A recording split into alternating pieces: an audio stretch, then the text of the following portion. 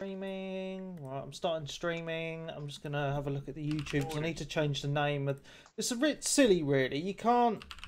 You have to start streaming for OBS, and then you have to actually go onto YouTube yourself, find your stream, and then change the name of it. Really weird. Yeah. What order of things going in, Webby? I'll go last. There we go, because I haven't really played fuck all, and most of the stuff Webby will talk about anyway. So. Yeah. So. Plus, we'll be here for an hour listening to Alex talk about his American adventure. Well, we have already heard about that already before, so Yeah, that's already been done. we've already done that. Oh, I don't remember that. Oh shit! I must admit, sorry, I haven't listened to that one yet. That was the one that Dan was on and stuff as well, wasn't Oh, Switch, you're meant to be hardcore, man, and you. Yeah, I'll have to go back and listen to that. I was interested in that. Alright, sweet. So, I just want to test the. Yep, that's working fine. I'm going to start recording.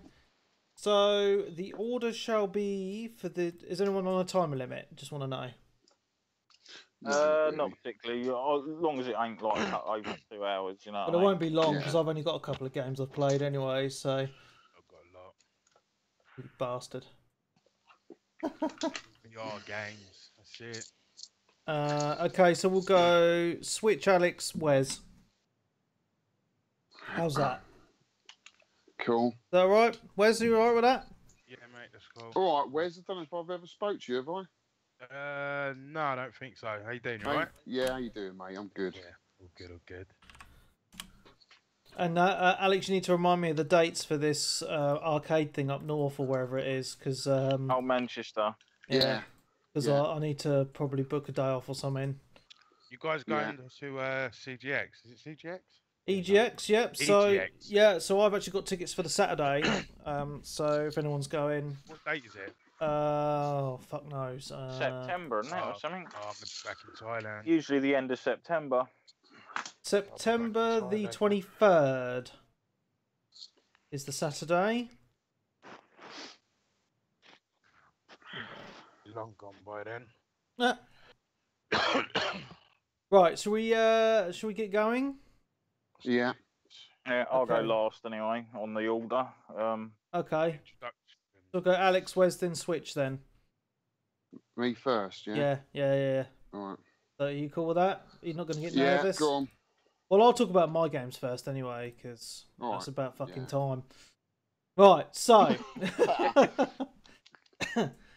And a 3, and a 2, and a 1. Hello and welcome to Mojo Radio, episode 428 for Sunday, the 30th of July, 2017. I'm your host, Mark, Web, Gamertag, Pearson ID, Steam ID, Webby317, and joining me on this fine evening is the old Owlboy, Alex, from Nintendo Arcade. Back again, Wes, aka Hench. And last but not least, Sensei Switch. how are you all doing? Pretty damn Yeah, good. good. Yeah, we had a week off last week, I think. Can't remember. Or did we actually? No. Am I drunk already? No. That was me, Yeah. you and Switch last week. I think. That's right. I'm Yeah. getting confused. Right. So, I'm just making an announcement right now at the beginning of the show before people turn off and get bored and fall asleep or whatever they do halfway through the show. This show is happening, obviously, but then after today's show, we're actually going to take the month of August off because we need a break for the summer, catch some happened? sun, do some stuff. Know what I'm saying? Play some different games. Yeah, actually, yeah. So obviously, this time of year is usually very, very quiet for games, and obviously, every week it would just be the same. Oh, I've played the same game. Oh, look at me. Blah blah blah blah blah. So yeah, we're going to take the month off and come back in September for a well-deserved break. Yeah, quite looking forward to it. Actually, to be honest, it'd be nice just to chill out and Yeah, well, everyone's on holiday anyway, aren't yeah. they? Yeah. So, Yeah, all the kids are off for school and all that jazz. So yeah, so I've actually not played a lot of games this past week since the last podcast. But I'm going to go through the games that I have been playing very quickly. So I've not played any PS4 this week. Sad times. But I have played some PC and some Xbox. So on the Xbox, I've been playing some more Mass Effect Andromeda. And thoroughly enjoying it, even though it is a bit of a slog. My character is shagged a blue alien. Pretty much standard for the Mass Effect games. My missus looked horrified as she was sitting next to me watching it, like calling me a sado, but it's not, it's part of the game, so whatever. Was that the game or the erection? Both.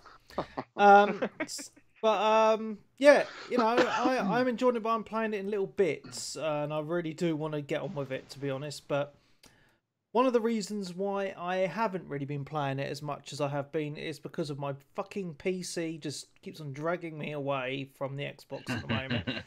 And there's a few games that are dragging me away. First and foremost, the game I've spent most of the time with this week is Guild Wars 2. Free-to-play MMO for the PC, and it's Mr. Leonardo and Devious on our Discord group. I'm blaming you two because they're always on it. So I join them, and we're just having a good time. So the cool thing about this thing, and I mentioned it last week, is if you're in a party, you can help each other do the story quests, which are like the instances. You can just bring your friends in and do them. And then we've been doing dungeon runs and just exploring the world. So wherever you go in the world, there's various things to do, like a little side quest and finding vistas and jump puzzles and stuff like that. And it all gives you XP. And I've just been playing a lot of that, to be honest, and it's really, really good fun. So, right. One thing, not against that, but I remember you saying to me a good month or so back, how the fuck are you playing 2 MMOs? I still don't know how I'm doing it, to be honest. I think one of the things with Final Fantasy 14 and Guild Wars is, I'm not hardcore like you, Switch. I'm quite happy to dip in and out. So, like with Final Fantasy 14, like this week I completed the main storyline of Stormblood. And really, really enjoyable. I thought it was absolutely fantastic. I really enjoyed it, which is why I actually finished it quicker than I did Heaven's Ward. And I've now unlocked the raid, and I haven't actually done the raid yet because my gear isn't up to level. Whereas usually, go back a year, I'd be like, right, I'm going to get my gear up to this level, and I want to do this raid. I want to fucking do it now. And now I'm like, well, I can do that whenever I want at some point in the next couple of weeks, and I'll dip into Guild Wars and I'll play a bit of that, unlock some stuff because my mates are on, then I'll dip back into Final Fantasy maybe and do a dungeon run when I have some time. I think the main reason for me with Guild Wars is it's just because Leonardo and Devious are just on it all the fucking time. So we're just on the Discord and we're having a good chat and we're just doing stuff together, and that's what makes it. Because I'll tell you what, if it wasn't for those two, I wouldn't really be playing the game as much because, as with any game, it's more fun with friends. Which is why when I jump onto Final Fantasy 14, I'm always seeing if Switch is on, and then I'm like, Switch, just jump into a chat and just chat and play the game. That's what makes it more fun. So, would you have actually finished the main story if I wasn't playing it with you at that time? Well, I don't know, because that boss battle was fucking horrendous. So it was epic, mate. So the end boss on Stormblood, I got Switch in to help me, and we were in chat, and he was helping me through. And I think it took us like 3 or 4 goes to do it. Four attempts. Oh fuck me! And I was swearing. And 2 groups. Oh my god. But it was epic. I mean, like, it's one of those things that it's really frustrating, but then once you've actually done it, you just get that sense of achievement. You're like, yes, fucking beat that tough boss, and we all did it together in our party, and it was absolutely amazing. And that, those dungeons experiences in MMOs, like, they make you feel so good. But at the time, oh my god, I was screaming. I really, really was. Well, it's the fact that every time you could see as a group that every time we was redoing it, everyone was starting to learn more and more of the fight. Until eventually the fight isn't really an issue because everyone knows what they're supposed to be doing at certain times. Yep. And that's one of the most satisfying things. Fair enough, it is frustrating and it feels like you're bashing your head against a brick wall at times, but when everyone's eventually on the same wavelength, it's absolutely great fun. Yeah, I mean, I love my MMOs, but unfortunately, they are taking me away from playing single player games. I still haven't finished Persona 5 or Mass Effect, and go back to a time when I wasn't playing any MMOs, I would have rinsed them by now. I've spent so much time playing these games, it's unbelievable. You know, they are a complete time suck, but that's what I'm enjoying at the moment. But they're good. Yeah, Yeah. they're good, aren't they? When yeah. it's the drought and games, it's always to have a game like that where you can just sink some time into it. Yeah, but for Not me, much coming out. I don't have a drought because I've got so much of a backlog of games to play. It's like, shit, I want to play these games, but like I was in the Twitter chat with the guys earlier. We've got our own Mojo chat room on the Twitter, and I was saying earlier, like, I've got this massive backlog of games at the moment, but when like I get a week off work every 5 weeks, I've got plenty of gaming time, right? So yeah. that like think, so. I mean, to be honest with you, Webby, I think for most serious gamers like us and most of the listeners that are listening to this, you know, I think most of them would. I don't think any of them would have a drought because we've got so many fucking games. Yeah, and so many systems. Like most people, collector as well. Yeah, you know. So most people I know have a PS4, an Xbox, a Switch, a Wii U, a PC, or whatever. So you've all got all these different platforms. But what I'm finding at the moment is like I've just literally just had my week off work, and I literally spent the whole time on my PC playing Final Fantasy 14 and Guild Wars, and dipping into a bit of PlayerUnknown's Battlegrounds as well, and some Counter Strike. That is literally all I've played this week. So. You know, and I've had a really, really good time because but these aren't single player games. So these are all games you're jumping on with your friends, and there's not really an end game to it. That's the point I'm trying to get across. But you're still progressing in them, right? I mean, you're picking up loot and stuff and upgrading your characters, so you still feel like you're getting somewhere. Well, kind of like I really want to get. I'm in two minds because I really want to plow through all these single player games I've got, but.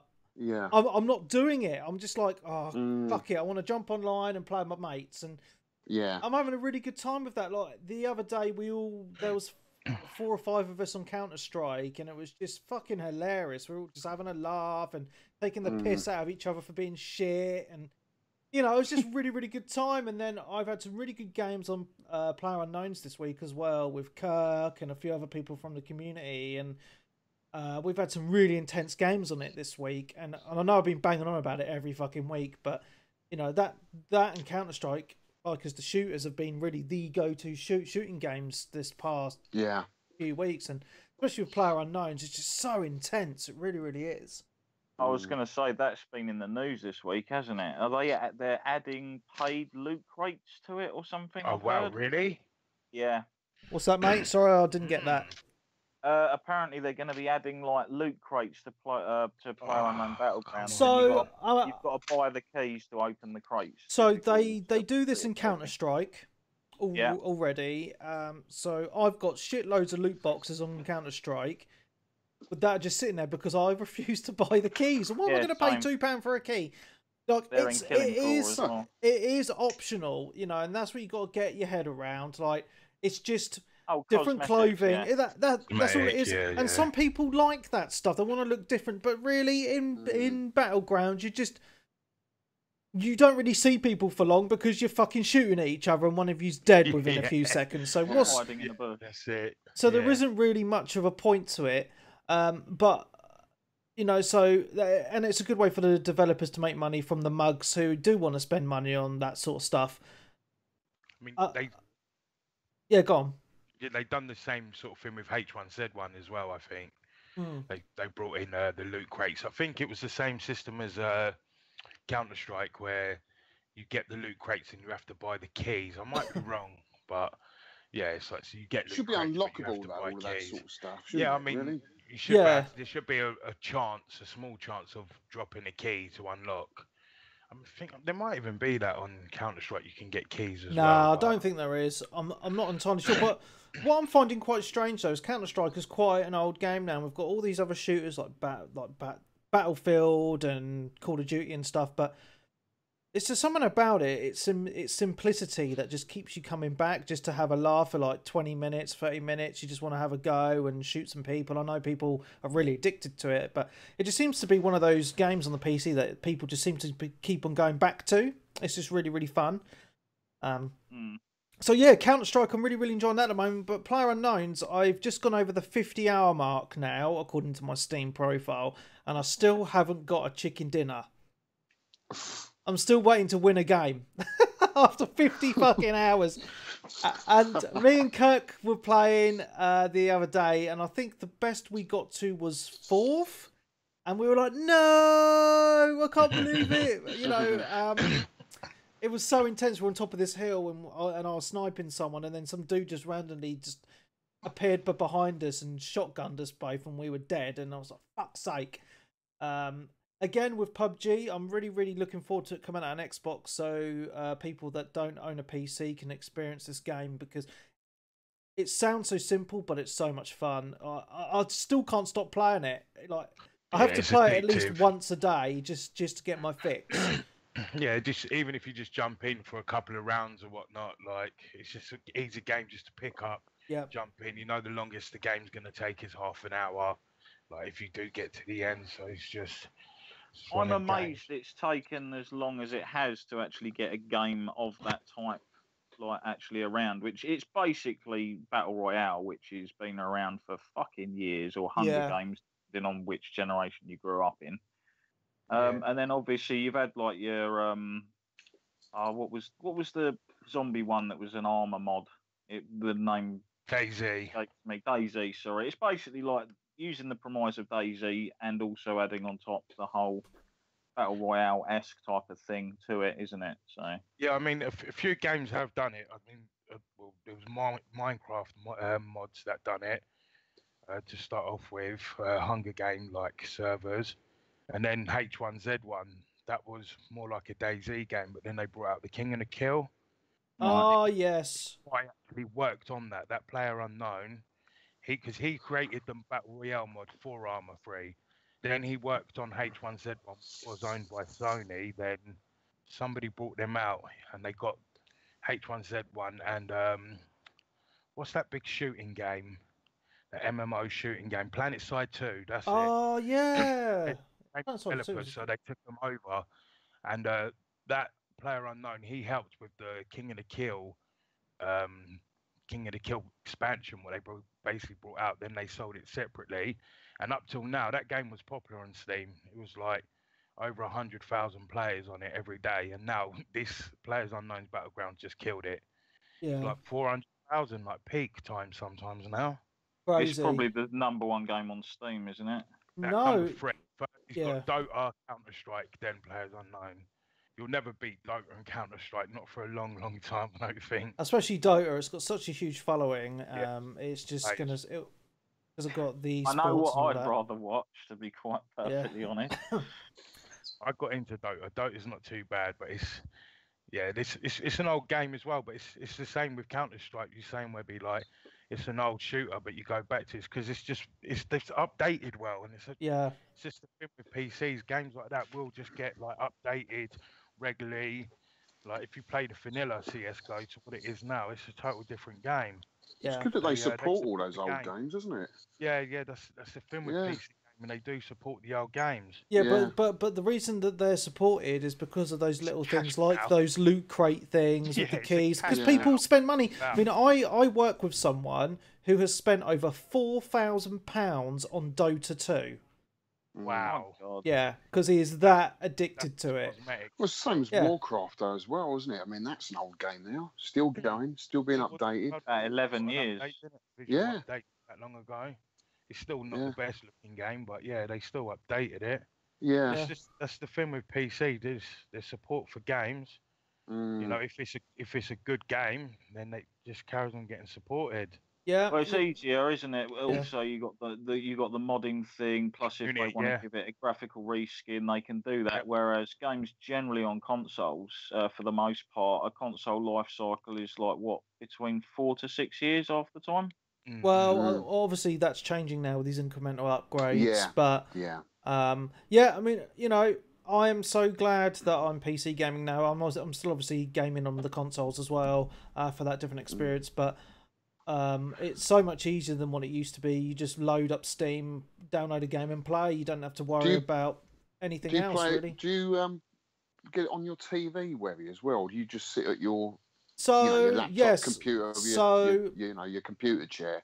No, so I'm a bit of a weirdo, and I'm not like most PC gamers. So there's certain games that you need a mouse and keyboard for, which is obviously like PlayerUnknown's and Counter-Strike. But if I'm playing like Grand Theft Auto, for example, or an RPG like Tales of Berseria, which I have, and I've played it for about 10 minutes, I've actually got a long HDMI lead, so I plug my PC into my TV, and I sit on the sofa and I just have a controller plugged into my PC and it just runs fine. That's how I played Resident Evil 7. So you're almost playing like a console. Yeah, really, in a way, aren't you? Yeah, just Steam has a big picture mode, which is basically console mode. So basically, you control all the interface, all the UI is tailored around for using a controller. So it's basically turns your PC into like a console. It's just easy to navigate with the controller and whatnot. And I learned the other day actually that you have to switch your output on the TV to game mode, which I didn't know, because I remember playing games on the Wii U, especially the old pinball games. There seemed to be a bit of lag when I pressed the button when the flippers were That'll going. Be the refresh rate. And I thought, what the fuck? This is a terrible port of a great pinball game. And I just found out recently, and they said, no, if you change your TV to game mode, that will disappear. And they were right. I couldn't believe it. That's one of the problems with gaming. Like a lot of people, they game on a PC on a big screen, but not realizing some of them screens, the refresh rates ain't great on them. No, so you're losing seconds. Yeah. You're losing out in the game, aren't you? You have to do research if you're buying a television for gaming, especially a 4K set. Have to do research on whether it's going to be all right for gaming. I mean, I had to tinker with quite a few settings on my television because it was basically the game mode on it looked horrendous compared to how it would look normally. But I was getting a lot of noticeable lag on a lot of games, much to the point where, like with something like Final Fantasy, I couldn't even avoid AoEs. I was getting hit by them all the time because it wasn't responding properly or displaying it as it should be. But I ended up having to tinker around with my television because it looked awful on game mode. You have to mess around with settings, and I turned the sharpness like down about halfway, and it looks fucking mint now. Yeah, it's trial and error, I think, really. Just depending on what TVs you got. They're all different, just sort the sharpness out, change the colour balancing a little bit and everything, and like eventually you'll get it perfect. But don't buy a television nowadays and expect it to be spot on out of the box. Yeah, with back in the Xbox 360 days, where most of the games were 30 FPS or whatnot, it didn't really matter what TV you had it on, like any old plasma or widescreen or anything like that used to do. But now that games are on the console, they're coming to like 60 FPS. You need to make sure your monitor's refresh rate can handle that. Otherwise, you might be getting 60 FPS, but your monitor, your TV's only refreshing at 30. So you've got a bit of lag. Yeah, so there you go. So that's where the latency lag comes from. Yeah. Not a lot of people know that. I mean, I didn't know it. No, I didn't know it. I didn't know that for years. No. I didn't know it until I started getting into PC gaming. Then you learn about, because the first thing I did is went out and bought a 4K monitor, and I'm playing on this 4K monitor, and then I'm just like, yeah, it's wicked. And then on the 980, and I was like, yeah, my graphics card handles it. My mate's like, yeah, but you're playing at 30 FPS. I'm like, no, I'm not. He's like, check. And the refresh rate was 30 hertz. So it was just like, it was pointless. Yeah. So you would lose out in competitive gaming. Yeah, so like, you don't really like frown upon in the PC community, like gaming at anything under than 60 FPS really. So yeah. It was only really with the advent of HD TVs that it was actually an issue. I don't remember anything about it back in the days of analog TVs and stuff. CRTs, they were always 60 or above, maybe CRTs. Or 50. Yeah, 50 or 60 hertz. Depending if it was NTSC or PAL. Yeah. I just want to say hello to Robin Fahey, P-Head and Colin Blake, who are listening live on the YouTubes. Hello. I just want to mention I was just streaming what Steam Big Picture Mode is. So basically, it's like a console. It reminds me a little bit of On Live actually. So it just has like a console type menu, and you can use a controller to flick through your games and launch them if you're playing on a TV. So that's pretty cool. That's what it was going to use with the Steam box, wasn't it? Did the Steam box ever actually come out? They're out, but they're not very popular because it's a high price. Most pre-built PCs ain't popular, but they're even higher price because of how small they are. But what they have got is Steam Link. I've actually got one. So basically, it streams my PC to my TV. It's called a Steam Link. So in my front room, I have my Steam Link. So then I can use the big picture mode on my TV that's in the front room, and it just streams it through the Ethernet cable, whatever, through my network. And so if I want to play a few games while I'm sat in the front room on the sofa, I can. The Xbox controller hooks up to it, or you can get a Steam controller. And yeah, it's just the same as playing a console, really. How is that controller? Because I remember when they first showed it off, it looked fucking terrible with like the touch sensitive, like circle pad and buttons.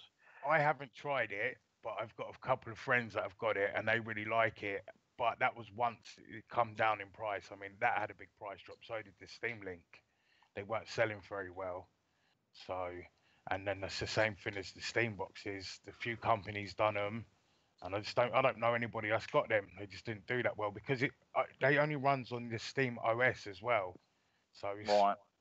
So you're locked out of all of the Blizzard and Microsoft only stuff. Apparently you can. I don't know about Microsoft only. Well, it's sort of Linux. It's basically a Linux-based operating system, which I don't know too much about, but I know not a lot of stuff runs on Linux.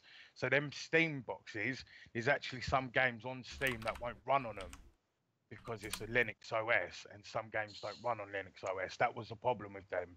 So like, you'd have a game library, and maybe some of your games in your game library don't even work because of the Steam OS, which just it don't make no sense. But yeah, I think when PCs like over the last few years, you can literally just buy a tower unit and have it next to your TV like a console anyway, basically. So I think that might have hammered a few nails in.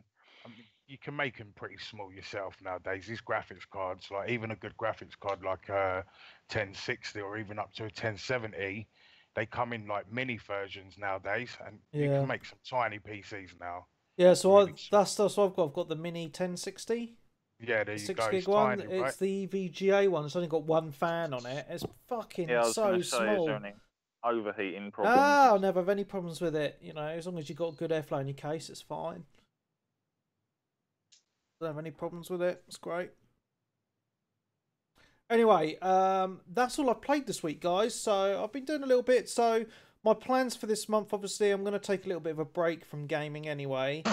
But I'm going to, at the same time, I'm going to endeavour to try and finish at least Mass Effect or Persona 5, if I can.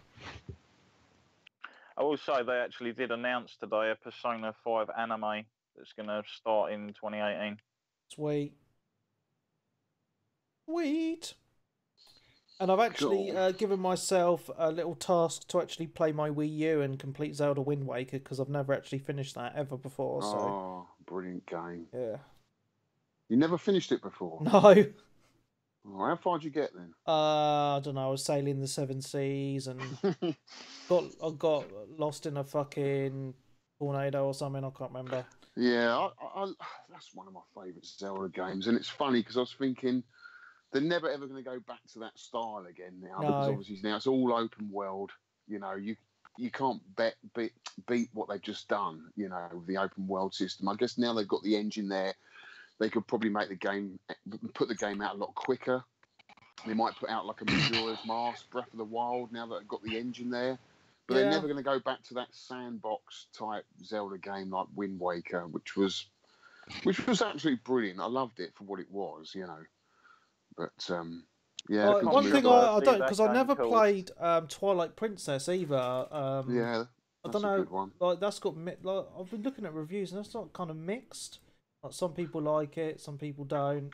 I want to try. Open, didn't it? I enjoyed it. It's a big game.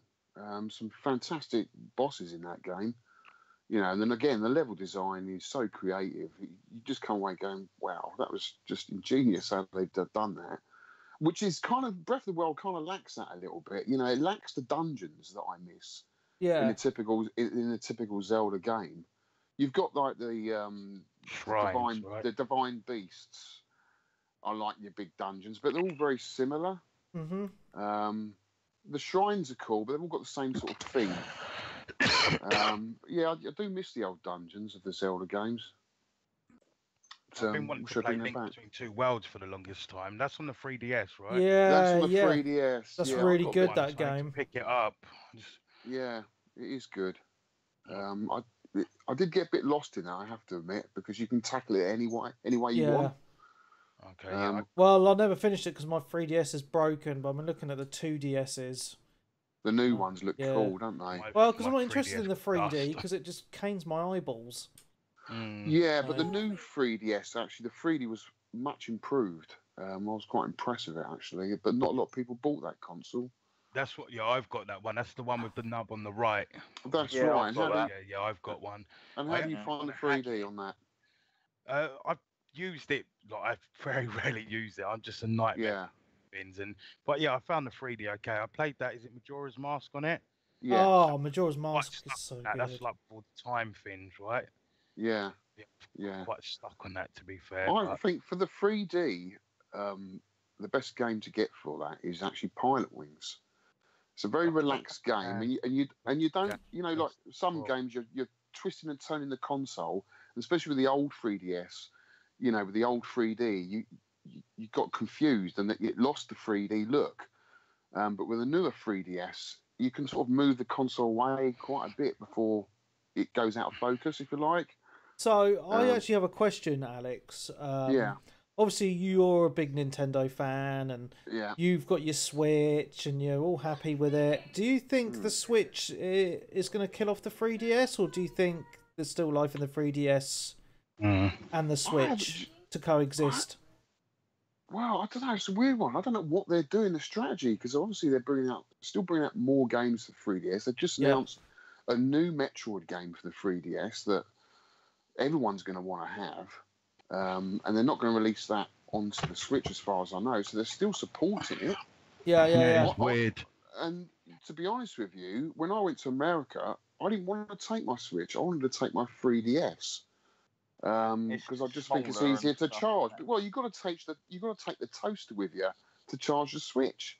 Oh, really? Yeah. Oh, really? That's the charger. I will say, out of all the handhelds I've owned, the Nintendo ones with the clam design, I always feel a lot more confidence taking about, because you know that if it gets bushed about and stuff, it's not the screen's not going to get damaged. It's not exposed as much. Yeah.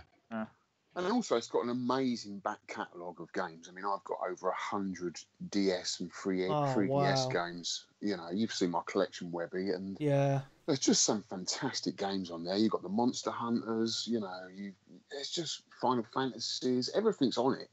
You can hack them as well now. You could probably hack them, you can hack them now as well. My friend told me about it. It's not easy to do, but you can do it.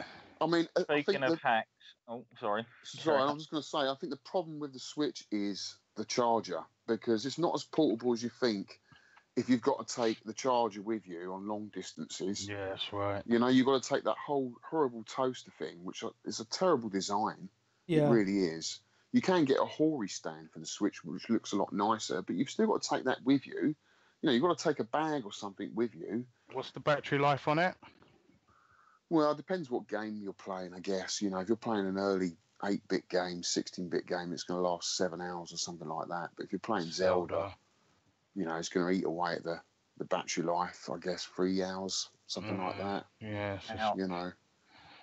But what's the charge time on it, do you know? No, I haven't really measured it, to be honest with you, mate. I mean, it seems to be fairly quick. I haven't had a problem with it. I mean, Isabella uses it a lot. She takes it straight into the house, and she takes it up and down the house and plays it in bed, and she loves it, Oh, nice. It's pretty cool. But I still like the old 3DS. Some fantastic games on there. I recommend having both. At the moment, I don't see them ever. They just brought out a new console, the new 2DS. They're bringing out new games. They're not killing it off just yet. They're not, and... It's so popular, aren't they? Yeah, I mean, it's sold over 80 million units. Wow. 18 million units. And people will say, Nintendo are in trouble. Hang on a minute. Nah. One of their biggest selling consoles is the DS and the 3DS. And the Wii U, not Wii U, the Wii, sorry, the Wii done brilliant as well. Oh, the Wii done brilliant, yeah. I think the Wii's one of the biggest selling consoles of all time. Just under the PS2. The PS2 is the biggest selling console of all time. And I think the Wii's came second. And then I think the thing 3DS. is, you think of the PS2. Yeah. There wasn't really a lot of competition. PC gaming at that time was a bit shit. In my eyes, anyway. Going way back, and consoles were doing way better stuff than PCs were doing. This isn't the 360 days, though. I mean, I was a 360 man more over the Dreamcast PS2. Came out, and unfortunately, because it only offered arcade perfect gaming, people wanted unlockables and more from their titles, so that died like an unfortunate death. Yeah. And then there was only really the original Xbox, and that came onto the market sort of a bit later. And although it was fantastic, it still didn't really have a lot of people sort of crack onto it. Well, at the end of the day, it's about games, and the PS2 catalogue of games is just absolutely incredible. It really is, especially when they brought out Resident Evil 4 for it, because Resident Evil 4 was a big GameCube seller, wasn't it? Yeah, it was. And then it came out on the PS2, and that was it. Everyone jumped to PS2. It was still the best version. Was still on the GameCube though. Yeah, definitely. You guys ever tried to go back to play that? Oh no. Played the HD version. Yeah, that tried. Was good. The camera angles, they're so awkward, like the controls. I completely. But doesn't that add to the fear though of the game? I think Yeah, because it's a little bit awkward. You can't just dodge behind shit like in lots of games. It's quite hard to aim and stuff. It adds to the tension, I think, in that game. What was you going to say about hacking? Something I think this week happened where someone basically leaked documents of like a PS4 development kit or something. And Sony were getting in a flap and all worried because, like, some of these documents show how the inner workings of the actual console was designed, and this is what they're expecting people now that could jailbreak the machine and open it up and put other firmwares on it and all that sort of stuff. Well, I mean, you can hack the Vita, the PSP, the Wii U, PS3. It's only a matter of time. Yeah. You still had to play the game straight off the hard drive on the PS3. Have you had your NES Mini hacked yet? Nah, I can't be asked with that. Oh. What's the point? Well, get every single NES game. Well, I've already got all the NES games on my PC. I'm playing with a 360 controller. That's not the same. And I've got a Raspberry Pi with all the retro games on as well. So. This 360 controller got a D-pad. Yeah. Oh, okay. I'll let you off. That was Nintendo's idea, by the way. Did you get your NES Mini hacked? I have. How did you do it yourself, or? No, I sent it up to my mate. Done it for me. Oh, can't be that hard to do. Well, it probably isn't, but I haven't got a decent computer, so I just sent it up to him. He said he'd do it for nothing. So nice. I've got 900 NES games on there. That's awesome. Too many to choose from, man. Well, it is. And he told me I can put all the SNES games and Mega Drive, and I said no, I just want it NES. You want it. And do the games run okay? Yeah, perfect, man. You've still got the back, the front end Nintendo music at the beginning with all the graphics, so it still holds its Final Fantasy, if you like. Which is cool. It just puts everything into folders and stuff. I think it's really cool. Especially for games like, I'm a collector. I want to play some of the really rare games that are, just out of reach, monetarily speaking. The only way I'm going to play them, with an original NES controller, I think the best way to do it is on the NES Mini. It's a great way. It's like a console version of like those arcades, isn't it? Where you all in one, like where they're all running like a MAME system. I mean, I'm a big physical collector of games. I love physical copies. I'm not really into emulation, but I don't ever condemn anyone that wants to do it, because if you haven't got a lot of money and you can't afford these games, that is the only way people can access them. Not only that, some games are so freaking rare. You've got to spend thousands to even get out. And at the end of the day, it's about having fun, isn't it, and enjoying it. So whatever way you can play play it. Do it. Fuck it. You know. That's it. Cool. I don't think it's too hard. I'm just found a YouTube video showing you how to do it already. So. Oh, have you? Yeah. What's the YouTuber? Not Tootie UK, is it? Syndrome. I'm gonna watch it later. I might actually make that my challenge after If this podcast to do it. Yeah, my mate has actually got a YouTube channel. It's Tootie UK. He's done a video on it. Follow that. What's his name? Tootie, Tooty, Tootie UK. T-I. Oh, jeez. T-I. Tootie. My mic, sorry. T-Y. Okay. T-W-O-T-Y. No, T-O-O-T-Y. Tootie UK. Yeah, a nice plug for him as well. Get some more subscribers. Exactly. How to add full NES Famicom game library to your Nintendo Classic Mini. Yeah, how many views has it had? 110,000 views. Exactly, he's done well. Wow. Webby, your challenge is that you've got to do it within an hour. I'll do it as soon as the podcast is over. I'll get it done. To hack it, mate. Exactly. Have you got Rescue Rangers? Because that was epic when I was a kid. I loved that game. No, I haven't got that. Like Chip and Dale's Rescue Rangers on the NES. Yeah. Yeah. Cool. You got a link to the ROMs. I think it's got a link to the ROMs on there. Anyway, that's my games done. So whose turn is it anyway? Mine, isn't it? Go for it, Alex. Right. I've been playing quite a bit. I've been doing quite a lot. I'm going to start talking about Atari, believe it or not. New, retro and new. So about 2 months ago, I picked up a Atari Battlezone from 1980. This is a cabaret cabinet of a classic game. I think you can actually play this on the PS4 in VR. There's an updated version for it, so it's not all retro. But this is a classic vector game. It's got a vector monitor, and it's a really rare game to get hold of. I got it from France. It turned up. It was missing loads of parts. It was missing the back door, the bezel. The game wasn't working. It was a complete gamble. I mean, I only paid 80 quid for it, basically. But I thought, you know what, I'll take it. Yeah, I'll take a gamble on it. And I gave it to my mate Mark, who did the Sky Skipper reverse engineering. And he took him about a month. He finally managed to fix it. He changed about 22 chips on that board to get it going. It was a real pig to get working. But I went round there, and sure enough, he had it going. And I was like, wow, this is incredible. I haven't played this for, 37 years. This is awesome. Now, I don't know if you remember, guys, this is one of the first vector games, and the full-size cabinet actually had like a periscope. And it was such a big cabinet that I don't know if you can get it up, Webby, but they actually had a step for kids to get up so they could look through this periscope. And it was quite daunting, and it was quite eerie playing this game because the controls are almost like using a real tank. And in fact, the military used to train their tank guys with this simulation, this game.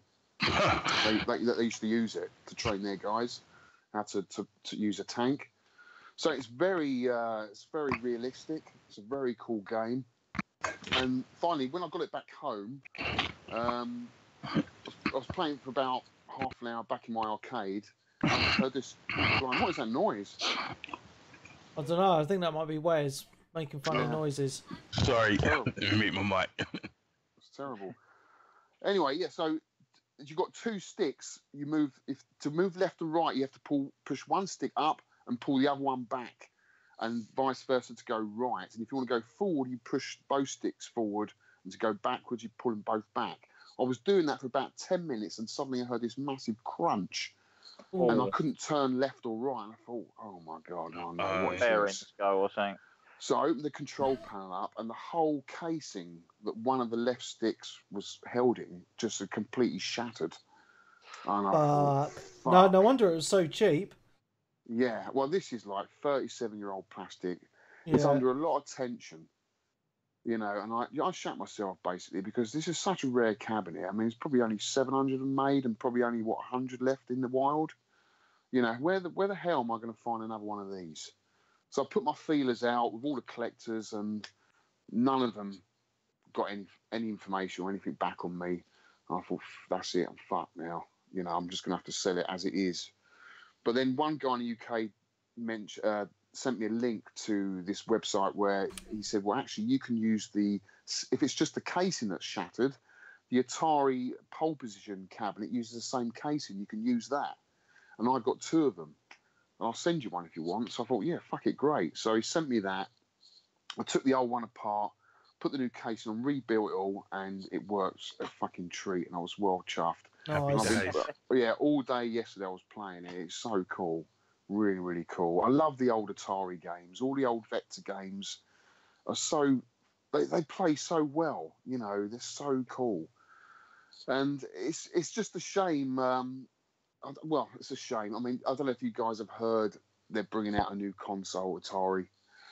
Have you heard anything about that? Yeah. So it looks quite cool. Yeah, I mean, this is not the Atari of old. This is a company they've sold the name basically. Yeah. And someone else has bought Atari, and I think they're jumping on the bandwagon of the Nintendo NES Mini. To be honest with you, that's the only way I can see what they're trying to do here, what this is. It doesn't make any sense to me. I don't know what they're going to do with this and what games they're going to run on it. Is this just going to be another plug and play type thing? Well, they're not sure because I'm in the mailing list for this because I love Atari stuff as well because my first actual computer was an Atari ST. Yeah. So that's kind of a fond place in my memories. There's rumours that it's obviously just going to play the classic games like the NES Mini and the SNES Mini, but I also seen another report that it's not going to be like that and it's actually going to play more modern games. Right. So what I'll like be intrigued. Games or what? I mean, I just don't know. Well, it looks like it's going to be a download only thing anyway because it's got an Ethernet port on the back of it. Yeah. So, I mean, what I think would be cool. I mean, I don't think a lot of the 2600 games appeal to a lot of people. I think they play really badly now. I don't think many. Yeah, people they go haven't back and play aged them. well. Some of them. We Not know that at all. from. Do you remember the the games room on the 360? There was a load of them on that, wasn't there? There was, yeah. I mean, this is back in the day, guys, when they were trying to copying what was coming out in the arcade. They weren't the benchmark of the gaming like there is today. The arcades was back then, and they were just copying arcade games. So they were never that good, to be honest with you. But we were just happy as kids to have them at home, you know. What they should be concentrating on is maybe what if they did see what I think would be a good idea is if they had like a VR thing on that and you could play all the old Vector Atari games would be cool. A bit like the PS4 has done with the VR with the new Battlezone. How cool would that be? You know, you could have games like Asteroids and Major Havoc, Gravatar, all these classic games, Lunar Lander would look fantastic in 3D. Yeah, but to me, go on, mate. No, I was just about to say that Atari documentary I finally got to see. I think it was like last year. It was the one where basically they go and try and dig up the ET from the And in that, at the beginning of it, they're sort of talking about the sort of beginnings of Atari and the fact that all of the people that sort of went in, it was like you went into the company, they gave you a programming manual, and off you went. Yeah. Yeah. So I think it was and incredible. They didn't make a lot of money, those guys, did they? And they didn't, because I think they put a lot of their names into the code to get some sort of recognition for the work that they'd done. I mean, some games you can actually see if you get to the end of the game, whatever, their name comes up, but they weren't actually allowed to do that, and they were paid pittance. So a lot of the great developers went off to other companies and worked because they just were getting paid shit money. Obviously, as we know, like it was like big business, and then the bubble burst, basically. Yeah, yeah. Well, I mean, the Jaguar. I don't know if you ever played that. Oh, I had one, yeah. I traded my Neo Geo for one, actually, and I regretted it not long after. Yeah. 5 minutes after. Well, no, AVP was amazing. That was that and Tempest and what's the other one? The third-person shooter. Doom was pretty good on it as well, because they redid the graphics and stuff, didn't they? Yeah. See, if they did stuff like that for the new console, would be cool. If they could bring all that stuff back, maybe. Do you remember those little plastic covers you used to get for the controller buttons? You used to clip them in and out. I thought that was quite nifty. Yeah. So yeah, interesting times for Atari with this new. See how it goes. I mean, I don't know. I think it looks pretty cool. I mean, it depends how much it is, but it's one of those things like the NES and the SNES Mini for me. It just would look really cool on the shelf. Yeah. I know that sounds really sad. Item, really. Yeah. Especially if it has the old wood paneling on it and stuff. Yeah. So they're bringing out two versions, like a more modern looking one and one with the wood paneling. So that's right. The old one. I'd rather have the old one. The wood paneling one, the veneer one. Yeah. That looks really, cool. really cool. So other than that, I've been busy in the arcade. I've got Alien vs Predator in my Jammer Cab. Just picked that up recently. That's a really cool game. The Capcom one. Yeah, I've got a Capcom CPS2 cart, massive great big cart. That's what we freaking played up at Pimp Shui, and we got annihilated. It is, but that Pimp Shui. It was in emulation. This is an actual original Capcom cart. It's got a little fan in the back that keeps it cool. Nice. I had the arcade poster for that game. Such a good game, Switch. Honestly, mate, it's probably the pinnacle of that kind of 2D walk right and fight type games. You know, it is awesome. I think it was one of Capcom's last games of that type, because I know after that they moved more into the ones that had like a white box on them. Yeah, and it was like Street Fighter 3 Third Strike and that, and they were really pushing the power. Yeah. They weren't just your usual arcade boards, because I remember the people, because I had like a super gun at one point. Oh, did you? You got into that, did you? Yeah, which was just a box. I owned Splatterhouse. Oh, cool. And a friend of mine bought Street Fighter 2 Turbo. But yeah, it was just basically a box. I'm surprised you never got into arcade collecting then. If you started off with a super gun. Yeah, I haven't got the room for it, to be honest. I mean, I'd love to have personally something like they've got at Pimp Shui, the big arcade cabinets with the games or whatever it is on them. Yeah. I'm actually in the process of looking for a Punch-Out at the moment. I want a Punch-Out arcade machine. I've had one before and I regret selling it. They probably sell for a lot. Is that with the dual sticks? No, it's got a single stick and a big button for your major sort of your knockout punch, if you like. It's got the dual screens. Okay, so, I remember playing a boxing game with dual sticks. I don't know what that is. Yeah, I can't remember. I used to love that one. I can't remember what it is. It's a blast from the past, literally. Sonic Blast Man. Yes, that's on Super Nintendo, isn't it? I think. It was also the arcade with the punching bag, wasn't it? And you used to actually physically punch it. Well, do you remember the original Street Fighter cabinet? It had the big pads that you had to hit. Yeah, you have to push them as hard, like the harder you press it. Weren't they horrible? Yeah. God, dear, that took some beating. That Street cabinet Fighter was horrible. Yeah, it was. But yeah, it was all new back then. What else have I been doing? Slightly newer stuff for the Nintendo Switch. I picked up ARMS. Really enjoying this. Love the art style. I love all the characters. I like the way you can switch between different arm sets. I'm actually finding it quite hard. Well, I finished it on level 1 and 2. I thought this is a little bit too easy. And then someone said, no, you've got to do it on level 4 to unlock something. And, geez, man, that is really hard. I think it was Dan, actually, who said you've got to do level 4. It is really hard. You've got really tactical with it. It's are you using the motion controls, or are you using the pad to play? No, I wouldn't use the motion controls. That's too much energy, mate. I just remember Sly saying there was 2 ways of playing it. I was just thinking. There is. In fact, when I went to the Nintendo Switch launch at the premiere at Hammersmith Apollo, I actually did play with the motion controls, and I was using it like the old Wii controllers. We really had to sort of extend your arms right out, but. When I watched this little kid who's actually whipping my ass, he was just doing little taps because they're so responsive. They're like HD sensors in these new controllers, and you only have to really just slightly move your arms. You don't have to put too much energy. Yeah, it picks it up. But no, I haven't used that method. I've just been using the Pro controller. I really like the Pro controller. It's a fantastic controller. Is it the same as on the Wii? Is it the same controller? Pro controller, has it been updated? No, it's updated. Completely new.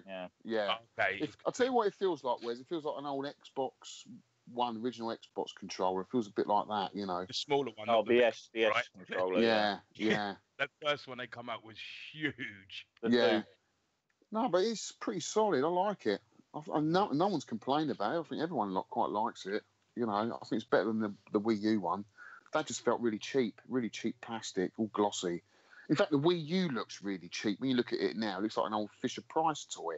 I actually quite like the design of the Wii U console, to be honest. Do you? Like the black one, anyway, So, when you look at the Switch, you can see how much money's gone into it. Do you know what I mean? It looks class. It's funny. But the Wii U just looks... Yeah. Yeah, no, because the original Wii, I got one for my nephew and niece, and they thought it was a money box, and they filled out money. The amount of money that's gone into the Switch, the amount of money that went into this Wii. Yeah. They thought it was a money box. He told me one day it's not working. Open it up, and there's a load of money in it. Oh, that's hilarious.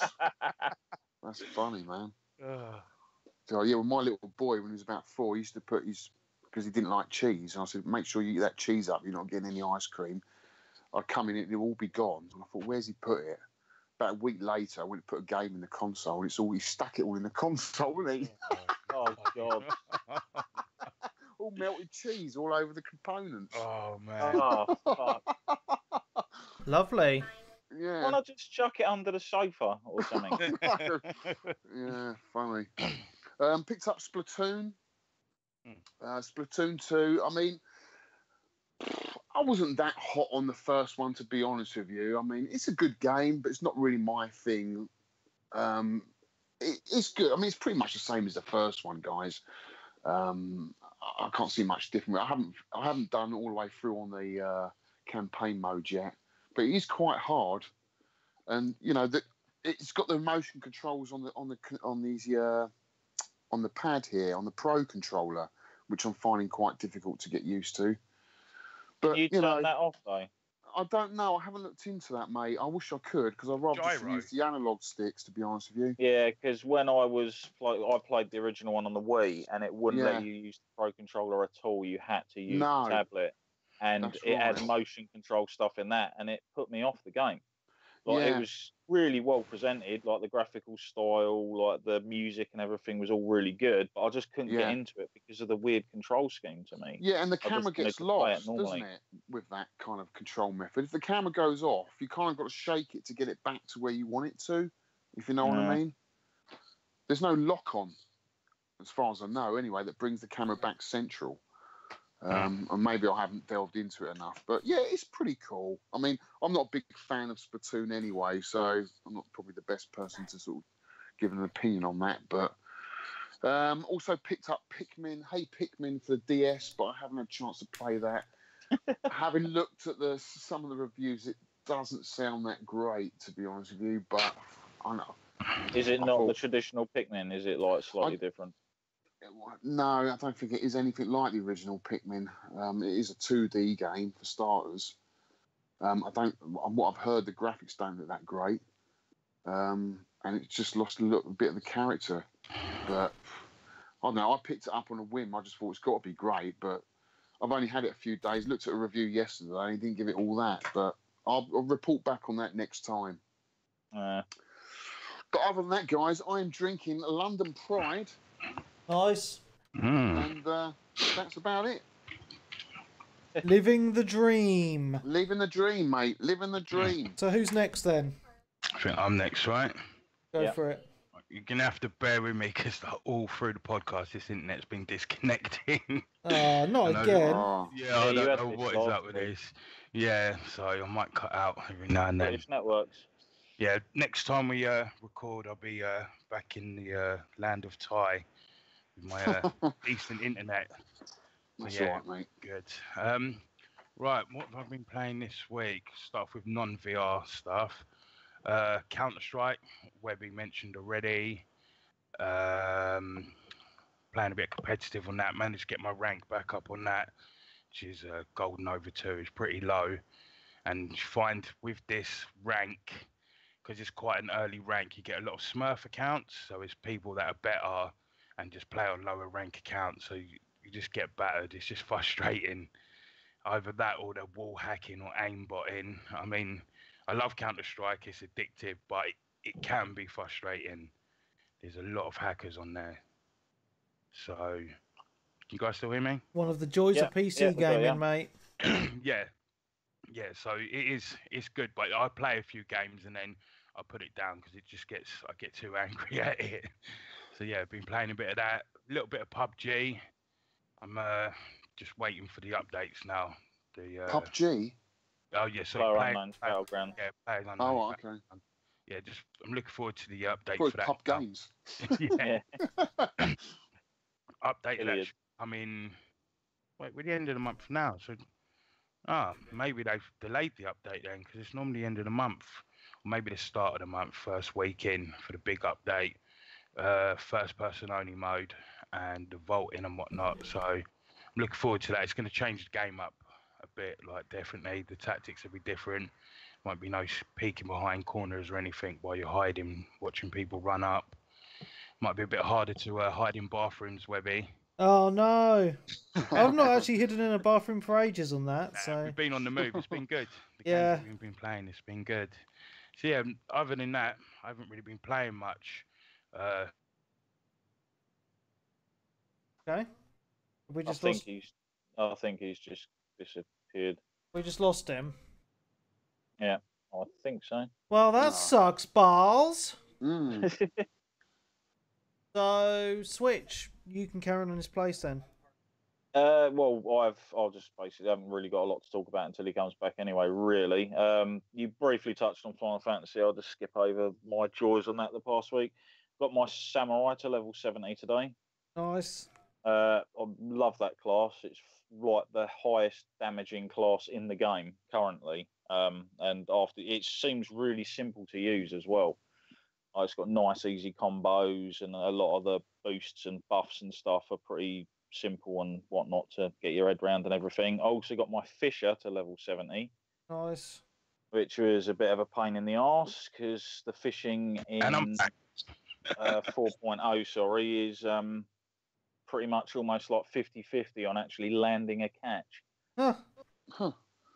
Sort of How realistic's the fishing then, Switch?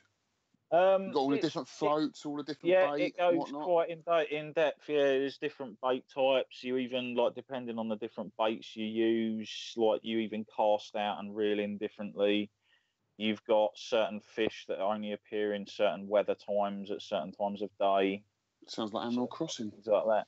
It's a lot of people have actually said, like, oh, if you want real frustrating end game, you want to try being a fisher in it. Yeah. Like, and trying to catch all the really rare sort of like large fish. It is quite a task. Yeah. Do you remember? Did you ever play Rapula? Was it Rapula? Did you on the Wii or the PS2? Like the proper fishing game. Only real one I sort of played a fair bit back in the day and loved it because it had the actual like rod controller with it. Was Get Bass on the Dreamcast. That's it. Yeah, because I had it for the Wii. It actually had a reel as well. Yeah. Used to reel. You know what I mean? I used to sit there and then welly boots spin it and then like yank it up, sort of a thing. And... I used to sit there with my welly boots on, my anorak on. Wearing some waders, yeah. Yeah. But yeah, anyway, back to Wes anyway. Yeah, no, sorry about that. Yeah. What part did I get up to before I cut it out? Telling Webby to stop hiding in the bathroom, basically. Yeah. Oh, wow. Yeah, no, so I was just was going on to say about playing the VR. My nephew and niece was around for a week. They're 11 and 10, so just pretty much showing them all the tech demos and that. Couldn't really get them off the PC. My little nephew seems taken a liking to PUBG, and he actually does better than me somehow, and he's played it a few hours. I've got 140 hours, and he's like, yeah, I'm in the last 10, and he's on solo, and I'm like, how are you even doing that? But I think he does a webby and hides, to be fair. So, there's no shame in it, mate. Yeah, so I haven't really played much, just the same games that I've been playing. Robo Recall, A Mage's Tale, that's quite a cool game. Sort of like a dungeon crawler. You use magic, fire, like electric. And there's one more element. I don't think I've unlocked it yet. Played a bit more of that. Today I picked up Arizona Sunshine. That's a zombie game, zombie shooting game. one, isn't it? Yeah, it's on the PlayStation as well. They've just put locomotion in it now, so basically you can move around with the analog stick rather than teleporting. Yeah. and it's a lot better because like this is one of the games that I played in Bangkok on the 5, and I played it with Teleport, and now they've updated it. It's a lot better, and they've got co-op on it now as well. So I'm just waiting for my friend to get his Rift, and I'll be playing a bit more of that. Just gonna hold tight on that. That deal's still going at the moment. I keep seeing it advertised. They are hard to get. They're sold out everywhere. Sold out everywhere. Like this. I mean, it's good because the more people get VR, the more chances are we get more VR games. Yep, exactly. That's more bigger companies will start. Yeah, more bigger companies will start. Will start like investing and putting and developing games. Really, so it's a win-win. I mean, they don't even have to really develop a solely VR experience. I mean, like good examples of that are stuff like obviously Resident Evil 7, where you can play it normally or in VR, or like the new Ace Combat, play it normally or in VR. It hasn't really hit off though, has it? Really? You think? That's because of the price, but it's starting to now, especially with the PSVR coming out. It's made it more mainstream. You can use it on your console that you had already, because a lot of problem was people just didn't have the PCs to power them. But I mean, I'm using this VR headset on a budget PC that I've got at my mum's. Yeah, it's just my second build, and although it's not as good as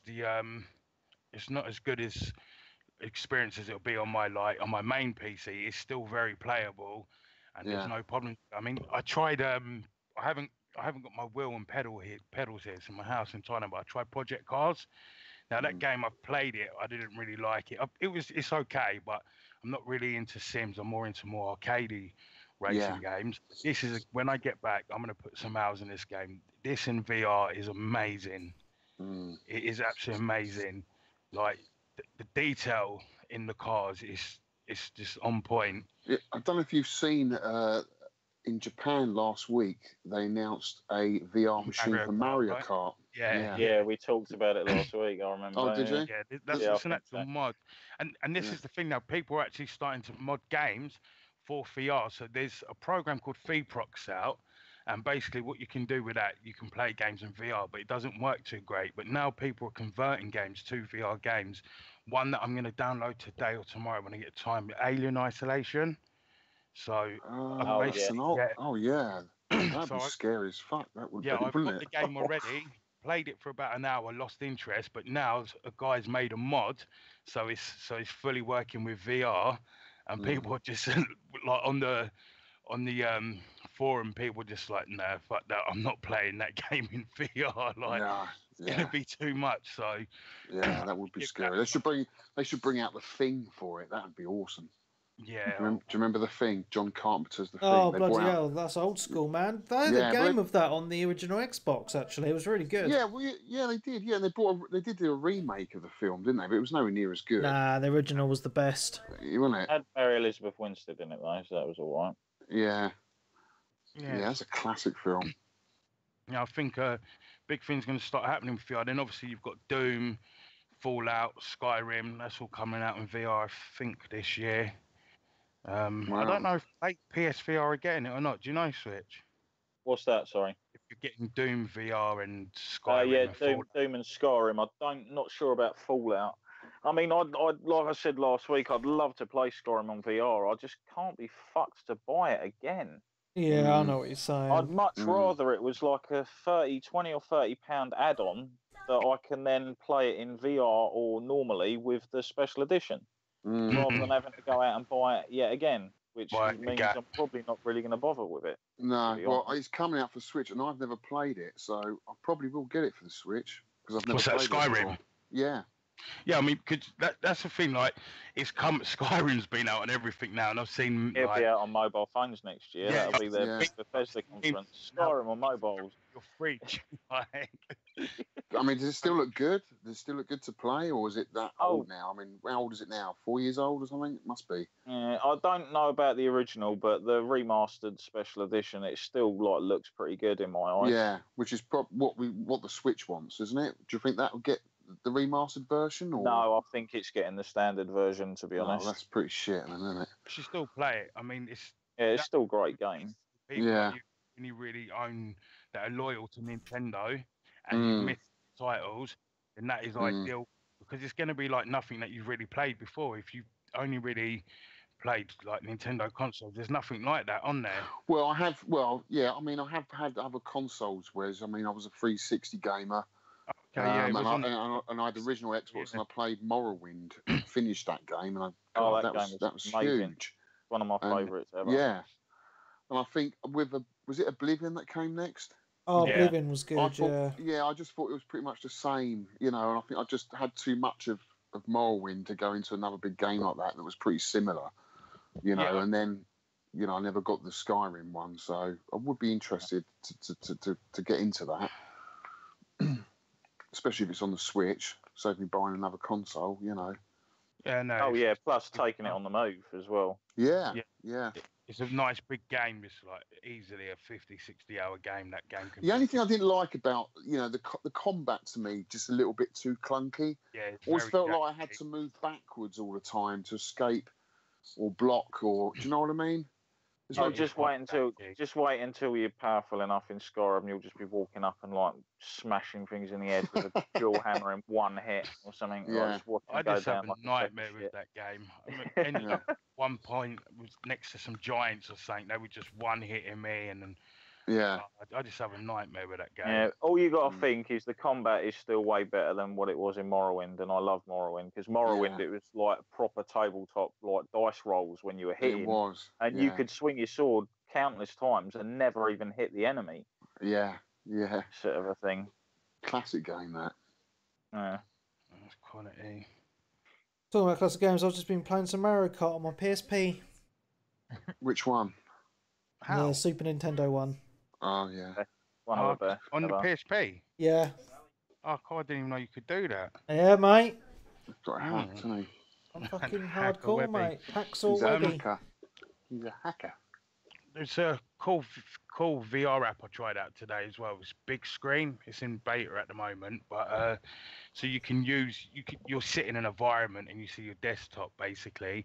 But one of them is actually in a cinema. I talked about it last week, but they've actually now like made rooms so up to 4 people can go like sit in the cinema. So you can go with your friends and whatever you're streaming, they can watch as well. That's pretty cool. That's cool. So like I joined one and they're watching Rick and Morty. Joined another one and they're watching Lego movie or something. It was quite funny. That's funny, yeah. Yeah, it's just like, I don't know, so think like on a Monday or something when everyone wants to watch Game of Thrones, jump in, watch it on the big screen on VR because it looks like you're in the cinema. The screen just looks humongous. I don't know how they do that. It just blows my mind. Like, you just actually feels like it's just a great, but it's not like a small screen that's close to your eyes. It's far and it's huge. Yeah, it's impressive how they do that. It's a shame I don't think they've got anything like that on PSVR, have they? You can just play it like with a flat desktop, and it just puts a big screen like right in front of your eyes, not literally right in front of your eyes. You do feel like you sat back from it, but you haven't got like I know there is like VR stuff on YouTube that has like where it looks like you're in a cinema and stuff. But if you're just playing standard games on the PS4, it's not like that. To be fair, you can do that with the Oculus on the Xbox, I think. On the Xbox? The Oculus, yeah. Don't you remember when it first came out? You could play... Oh, you can have it as a big screen, can't you? Rift, and like you're playing them on a big screen. So they're not VR, but you're playing them on a big screen. I think you can also play Xbox One stuff through the... like the PSVR headset as well, like in just screen mode. Yeah. I believe. I cut out again there. Sorry. No, what I was saying is maybe it's not the Xbox you can link it up to. Maybe it was with the Windows 10 Xbox games that you could do it through. So the games are not actually VR, but you're playing it on a big screen. But yeah, man, I'm having a good time with that Rift, and I'm looking forward to getting back to Thailand. And I'm already like planning on buying a play seat. Have you guys seen them? So it's like a foldable chair that you can mount your steering wheel and pedals to. Oh, sounds awesome. But it's not too. It's 150 quid. It's not too bad. It's like a material bucket seat. It's quite sturdy apparently. Yeah. And it just folds up. So my steering wheel and pedals, whenever I'm finished with it, fold this chair up and that folds into it, and you put it in the corner. But I've got to get back to Thailand somehow. I would actually quite fancy a driving arcade game in my collection. I mean, you're thinking of that. You might as well have one, mightn't you? Because you've got the chair, the steering wheel. You know, in fact, Sega made one for F-Zero GX or AX. Do you remember F-Zero on the GameCube? Yeah, that was that the last F-Zero we got? Because that was amazing. There's like 64 cars on the track or something, wasn't there? That's right. Yeah, it was a fantastic game. And Sega actually made this arcade machine called F-Zero AX, where if you were playing on your GameCube and you got your little memory card and got to a certain point, you could take that memory card to that arcade machine, and there was a little slot that you could put the memory card in and update your data. Oh, that's awesome. Where you were at home. That is wicked. Cool? And there's some guy on the forum actually just showed he's got one. I mean, they're so rare. I thought, bloody hell, I've got to go around and see this. This is so cool. And a Nintendo game made by Sega and a Sega arcade machine, F-Zero. How cool is that? That just reminds me of back in the day. Do you remember the actual the official Neo Geo MVS cabinets? Yes, there was a driving one, wasn't there? Had the memory card slot on them to take the home memory card for the home system, so you could take your saves with you. That's cool. I didn't know that. Yeah, that is cool. But those Neo Geo memory cards are bloody expensive now. They were like little credit card size things, but obviously about as thick as 2 or 3 together. Yeah, with the logo on. But I remember when I got like I've had like 3 AESs over the years, and I only ever managed to get 1 memory card because they became proper rare. Oh, really? After a certain time, yeah. There's another driving game like that. You use cards and you save your builds. You tune your car up and whatnot, and people sell them on eBay for hundreds and hundreds of pounds. It's big in China, and that they've got a couple of them in Midnight Racer or something like that. That rings a bell, actually. Got a few of them in Thailand, but basically it's got like a keypad and a card slot. You put your card slot in, put your PIN number in or whatever, and then it like loads all your data up, sort of thing. But not Initial D, is it? It might be Initial D. Yeah, sorry, yeah, Initial D. Initial D, yeah. That is a proper driver's game, if you know what I mean. It's supposed to be like really shit hot game. Yeah, you have to grind to get your cars up, and people sell cars on eBay for big money. That's right, yeah, it's Initial D. A couple of mates never really released out of Japan, has it? There's a couple of machines in the UK of that. They've got them in Thailand. Yeah. In one of the shopping centres, they've got about 10 of them, because you race online in that, don't you, with that one? That's right, yeah. So they've got quite a few of them in this one shopping centre. They're quite popular. Yeah. They're quite popular. I don't know if you guys have seen, this is not like a plug for my channel, but I did do a game room tour of this guy, and he had a Darius Burst EX arcade machine, 4-player. So this is the same game that you can get on the PS4. I don't know if you've got that at all, Darius. Have you, Darius Burst? Yeah, I haven't seen it, but I think I've seen the video. That's the one with the guy where you go to the bloke's lockup. We've got you by Skipper. That's it, yeah. And he picked up, I think, was it an Asteroids for 16 quid? I was like, what, mate? Yeah, or something. Oh my god! But did you see the Darius Burst he had? I think so. Yeah, he got partway through. Well, this is incredible, this game, because that links up. Because you were just saying, whereas this links up to the internet as well in Japan. And once you finish like the main part of the game, you could then download. He was saying like another 4,000 levels. I was like, you're kidding me. That's incredible. Wow. You know, and this machine is absolutely huge. You know, imagine it, 4 players with massive subwoofer underneath and these 2 massive screens. It is incredibly immersive. Is that the one that was? Yeah, actually, I think I know exactly the one, because I've been in arcades with it before, and it's like almost like going into a fucking room. Yeah, it's just so, it's like an environmental cabinet, you know, you get in it and it's like just totally immersive. Well, the only other one VR like that, only other ones VR, I remember similar was like Jurassic Park, you know, like the proper sit-down Jurassic Park. That's the only arcade I've ever completed, that one. I love that game. That sit-down Jurassic Park. They had, I don't know if many people know it, obviously a few, you probably will, but they had like a special version of that in the bottom of Hamleys. No, I think don't it was remember in the that. bottom of Hamleys or the Trocadero. It was somewhere up in London, but it was the one where you basically sat on like a motorised sort of two-seater, and it used to rock you about, and it'd spin round, and it had like a unique level where the T-Rex was coming down through the roof. And yeah. I remember that. Yeah.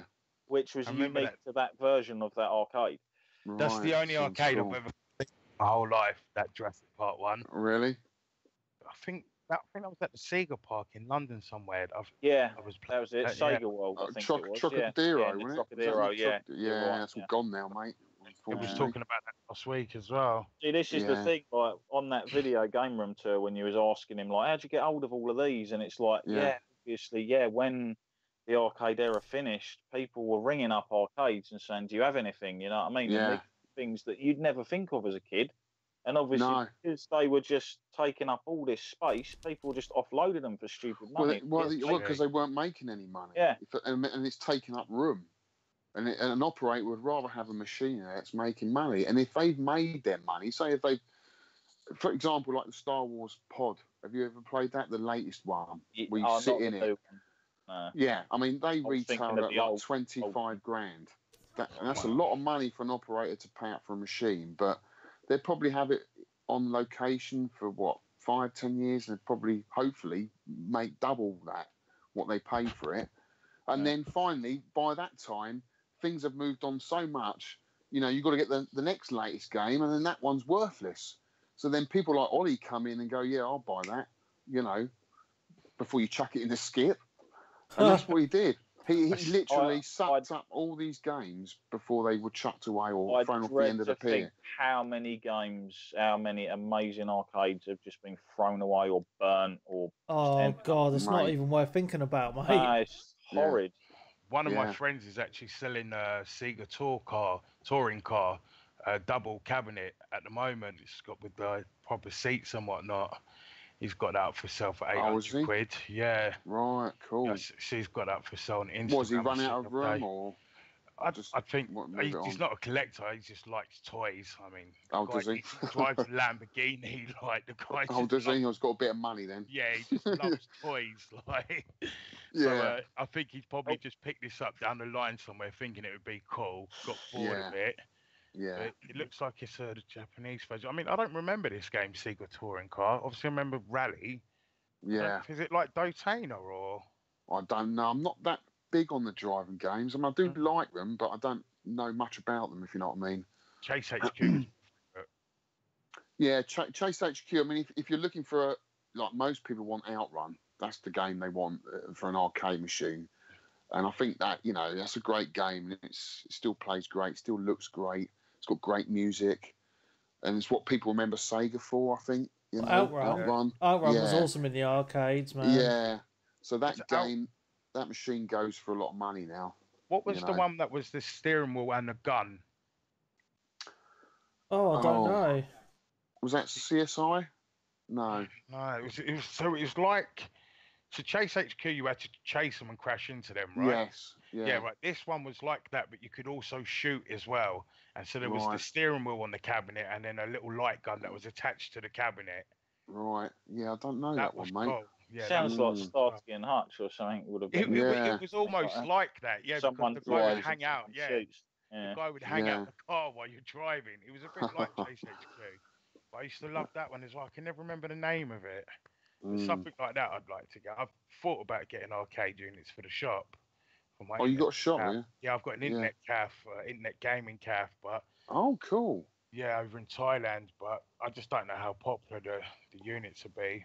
They sell them out. I mean, my experience, because I know the guys up in Peckham who run the Four Quarters bar, because I helped build the basement bar and stuff. If they were trying to make money just out of the machines, they wouldn't, basically. People, they're making money out of the drink. Yeah. It's just, it just draws a different crowd in, that's all. It's thinking. Try and drum up a bit of excitement in the shop. I think it's great. I mean, it's nice to have, we used to have pub games. It's all gone there. We used to have darts and pool tables. You don't see that anymore because of health and safety. You don't have to have a dartboard in a fucking pub anymore. So they're nothing. If you were thinking of an arcade, I would suggest one of those like 1,000 games on one machine. Yeah, that's what I've seen for sale over there. They come with multiple games on them. Like it's basically the emulator running on an old CRT, and they've just custom built a cabinet. Because I mean, you can get. I looked, and the joysticks and whatnot. Like if you want to build a cabinet yourself, it's all pretty cheap. Yeah, you can get Samurai joysticks and stuff like that. It is all pretty cheap, and I've got a friend that comes out to Thailand quite a lot, and he's a really good carpenter. He works on all the film sets and that, so I think he could make me a really good cabinet. There's loads of drawings online to build one. So if you want dimensions and stuff like that, it's all up there, mate. Yeah, it might be a little project for me to get into. Yeah, because that would be cool to have. Well, a nice little candy cab would look cool in there. You know, one of those little Japanese sit-downs. Yeah, my favourite cabs that I remember from back in the day were those ones that were popular with the Sega games back in the day. The pure white ones with with the different coloured buttons on them. Yeah, Crazy Taxi and all that. I don't remember them. Did you see the Pac-Man cabinet? That I don't know if you could call it a cabinet. That Hogarth linked on the Discord. 16 grand it is. Yeah, I've seen that in the. There's one in the bowling alley near me. What, the big screen one? Yeah. One. Yeah, I've played on them. Yeah. Wow. If you're talking of Pac-Man, they've just released on the Switch Namco Classics, but they've stuck a really odd game on there. A really rare game, actually. It's Versus Pac-Man, which actually came out on the GameCube, and it fetches big money. And the reason why it's rare, but the other reason why it fetches good money is because it's completely different. You can play up to 4 players. So one of you's the ghost. 3 of you are the ghosts, and one of you's the Pac-Man. So 3 of you. It's pretty cool actually. Play it online on the Switch or not? I've actually got it on the GameCube. I've just got it on the disc. I found it at a car boot in another casing, if you like. I thought, bloody hell, it's Versus Pac-Man. Fetches, about 80 quid, 100 quid. Is that couch co-op? Is it? Well, not couch versus, I suppose. It's not. I don't know. I don't know whether it's online or what. I don't know. If it's just come out. Yeah, I know the Cube one was. Yeah, the Cube one was like a couch, wasn't it? Yeah, because you used all the Game Boy Advance, didn't you? As controllers, you needed like a link cable, and you could use the Game Boy Advance as a controller. Oh, wow. Yeah, I had that for that Zelda 4 Swords. Yeah. Yeah, the Cube had 4 ports in the front, didn't it, for controllers? Yes, it did. Yeah. Cool. Anything else, guys? Anything else you want to add? Well, I've finished talking about a few things I played anyway. Well, there's only one other thing really, to be honest, and that's I had a quick spin on the old Lawbreakers beta. Oh, how'd you find it? Oh, I thought it was perfectly fine. It's a pretty game, obviously, which is not difficult these days, to be honest. It's very much reminded me of like Unreal Tournament, Quake Arena, all of those type of things. It's very fast-paced Twitch shooter, like very sort of vertical, a lot of like rocket jumpy type mechanics going on and everything. The cast of characters didn't really click with me, to be honest. They're all like very weird and wonderful, with like sort of like weird space-looking helmets and things like that, which I don't know. It didn't appeal to me in that sense anyway, like the art style for the characters. But the gameplay seemed fairly decent. It just didn't really sort of do anything new that I haven't sort of seen in other games to a certain degree. It's like one of those, like we said, like the Unreal Tournament type games mixed with a hero shooter type of a thing. So I sort of like played a couple of game modes on it. It's got your sort of like LB, like does your sort of speed up, which enables you to sort of jump really high and move really fast. And then you've got like a super move, which is on like a cooldown for 60 seconds, I think it was, with the character I used, where he like fired off a load of sort of missiles directly in front of him and stuff. And it's very similar to Overwatch. There's no iron sights in it as well. It is just literally like just shooting off sort of a thing. But if you like those type of games, check it out if you can, even though the beta's probably going to be over by the time you hear this. Beta's on PS4 now, is it? Yeah. Okay. Well, I've played the beta on the PC, and I didn't like it at all. Yeah, I remember you saying like. I had a quick bash on it. I won't think. I've heard people compare it to Overwatch, and I don't see it at all. I see it more as, like you say, Unreal Tournament and Quake. Yeah. Like, I can compare it to that more than Overwatch. I don't think it's anything like Overwatch. I mean, the Unreal Tournament comparison is completely and utterly valid because a lot of the people that are working on it are ex-Epic, and they all worked on like Unreal Tournament. So I mean, it is Epic, this game, isn't it? It's Boss Key. It's Cliffy B's own studio. It's Cliffy B's own studio. Yeah, you're right. Yeah. I mean, if you want to play a game like this, you got and you got a PC, you got the new Unreal, and it's free to play, which is better than this. So and it's free. Yeah, it had the usual like ranking up systems. There's like loot crates, there's cosmetics and stuff you can get for your characters and things like similar sort of things to like Overwatch to try and obviously keep people a bit more invested for longer and stuff. But yeah, it was good, but it just wasn't really for me. I'm just sort of not really into those type of games at the moment. It was meant to be free to play, this game as well. I don't think it's going to be free to play. Yeah, now they're charging £40 for it, aren't they? Yeah, speaking of free to fucking play, can I briefly talk about Fortnite? I haven't really played it. Oh, yes. Everyone I know who's played it has said it's an actually really good game. The thing I don't like about it is the fact that you're paying now for basically like 5 to 6 months early access before the whole thing goes free to play anyway. And there was like a disc copy that they've actually released for it as well, which is a bit of a throw off because you don't usually get that with free to play. So, sort of like, is it definitely going to be free to play?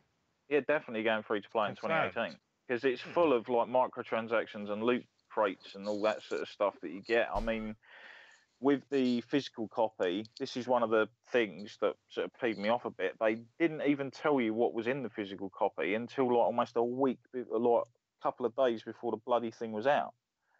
Because if you look at it on like the PSN or the Xbox store, there's like about 4 different versions of it. There's like the standard, the deluxe version, the ultra deluxe version, and like one that costs like 130 quid or 120 quid. But you get like 3 copies of the game. You get like 3 copies of the game, so you buy it, and then you get like 2 keys to give to other people. Yeah, but thing. So it's not too bad in that. This is what I don't understand though. Like, it's a free-to-play game. It's coming out the full version next year, but to play the beta, you got to spend at least 40 quid. That just seems absolutely fucking insane to me. 20 quid's acceptable, I think, to jump. No, I don't think any money is acceptable to play a fucking beta. They should be paying you to play a beta. Yeah. It's an unfinished game. That is right. It's taking the piss. Early access. Because they're getting information out of you, aren't they, of how the game works, how it runs. Well, yeah, and to rebalance it and stuff, yeah. Yeah. That's wrong. I mean, I've heard people that have played it say it's a good game and it's fun, and like I would like to, like, actually have a muck around on it at some time, sort of a thing. But just the weird way they've gone around it, and the fact of all these different versions, they hid like all of the stuff that was in the physical copy, and the fact that the physical copy came out like a week after the digital, which is something I'm not supportive of at all. It's sort of like put me off it quite a bit. But yeah, I thought I'd mention it anyway because it's out there and it's a bit of a strange business practice. Very strange. I find it odd, but it's sold shitloads of copies. Oh yeah, because it combines a lot of things that people are into these days. The co-op competitive like horde mode mechanic and like the Minecraft building aspect. Yeah, it's like a decent version of that. There was like a weird Minecrafty zombie game, wasn't there, that came out like 7 Days to Die or something. It sounds like a decent, better version of that, basically. I just don't understand that paying £40 to play a beta when the game's coming out for free. That just defies all logic in my brain. It really does. I mean, one of the other things I've heard is the people that have like literally been claiming this non-stop have apparently hit like the sort of like hard cap point, where the only way to sort of get through it is to basically get like super rare cards, and they're like encouraging you to do more of the microtransaction type stuff. And I'm not being funny. If you've paid full price for a game like that, you should bypass all that bullshit. That should be there for the free to play people. That's where you make your money back. But if you've paid full price, no. I'm not going to lie though. If I didn't have my Rift and didn't have so much to play, I probably would have bought this by now. I'm not going to lie, because it was on my radar. It was on my radar to get. Like, I was looking forward to it, but then I got my Rift and whatnot, and then I see that it was £40, and I don't like to pay £40 for a game on PC. Like, I've done that with the console games. That's my whole point of playing on PC. Like, you want that sort of 30, 35 quid sort of. Yeah, or less even than that. cheaper. Yeah, 20 quid really. Because in Thailand, the games are half price on Steam. So, like, I normally get not all AAA titles, but PUBG, for instance, that cost me £10 on Steam. Nice. So, whereas £30 in England. So, like, certain games I get big discount over there. Yep. Mm-hmm. Also, I think I haven't actually logged in, but I do believe that Abigail is now available for Street Fighter 5 if you've got the season pass. I think I might have that on the site. Yeah, he's one of the newest ones. He's like a character from Final Fight, and he's like almost twice the size of every other character in the game. It looks weird as fuck. I haven't played my PS4 for ages, man. Get on that. But yeah, I'll have to go on and check that out at some point. But yeah, that's basically roughly all I've sort of really played at the moment. It's been like quite a nice dead point, but I've been busy enough with other things, so... No Destiny 2 beta? Yes, oh yeah, I played that. Sorry, I forgot to mention that. Oh, you did? Yes. The PC beta actually got a release date, hasn't it? August next month. Yeah, so I played the beta on the Xbox One this past week, and it was okay. The campaign part of it was pretty cool, and then you got to the strike part, and I was like, here we go again. Exactly. 3-man strike still, Webby. Well, I just went in on my own. A couple of people joined me, but I was just like, it's the same old shit. I don't think I'm going to buy this game. Like, there's so many good games coming out at the end of the year. I don't really want to be spunking 40 quid on a game that is just going to be a rinse and repeat of the last one. Like, you know? So... I'm looking forward to seeing how it runs on the PC. I think it'll run well. I'm just being very reserved on the games I'm buying for the rest of this year, so I don't think they're not going to port. I think there's so many companies now that I think will know they can't get away with shoddy fucking ports anymore. No. Especially the fact that they've made such a big deal of it heading to the PC, and I'm pretty much sure the reason everyone can't really continue their character and all their gear and all that shit over is because it's on the PC, and the PC never got the original game. So the only way to retcon all that entirely is to have you start everything again from scratch.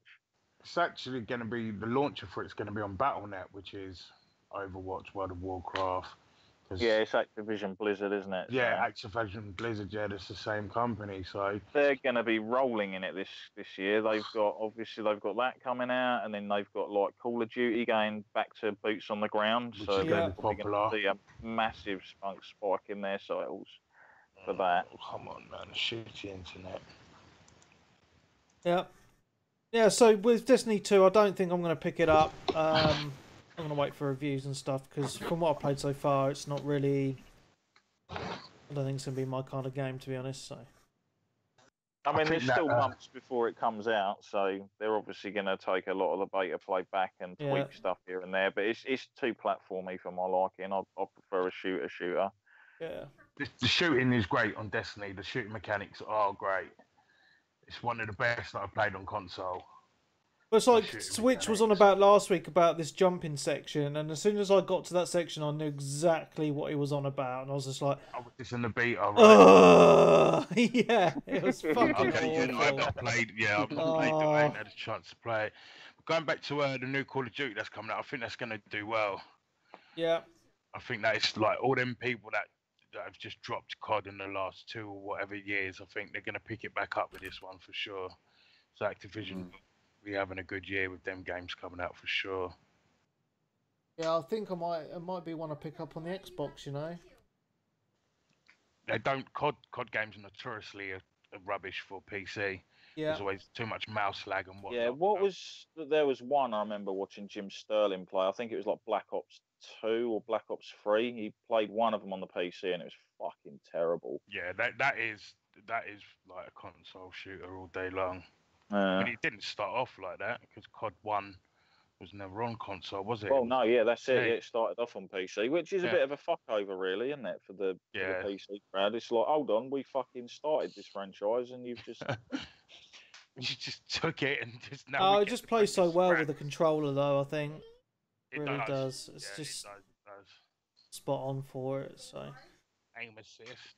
Yeah, gotta have the old aim assist. Leg switch. Yeah. Right, I'm gonna get to questions then. If that's it. Yeah. Okay. So we've not had a lot of questions. Someone asked a question. Who asked? I think Peebs asked a question about is a Nintendo Switch worth buying, and then we ended up having a massive conversation for pretty much the whole morning. So if you want to check that out, hit our Facebook group. But yeah, Peebs is asking, is the Switch worth buying? And we have the man Alex here to tell us if it's worth buying or not. So, well, 320 hours in Zelda. What can I say? You know, but I guess you could say that on the Wii U. But you know, yeah, it's definitely worth buying. I think it's a fantastic bit of kit. It looks awesome. I still think there's some fantastic games yet to come. Oh yeah, definitely. I think Capcom now have said they're going to do a load more stuff as well, which they did in the beginning anyway. So it'd be interesting. I'm pretty sure we're going to have a big Monster Hunter on it at some point. See, right, I need to quickly mention this fucking bullshit. Get through this. I'll quickly get onto my little Monster Hunter rant. Go on in. What, me? Sorry, yeah. What else can I say? Yeah, I think there are going to be more fighters coming for it. Yeah, I mean, it's, you know, it's got some issues with it, but yeah, no, I think it's a great console. You know, what can I say? I think Mario Kart, Splatoon, Zelda. You got Smash Brothers yet to come.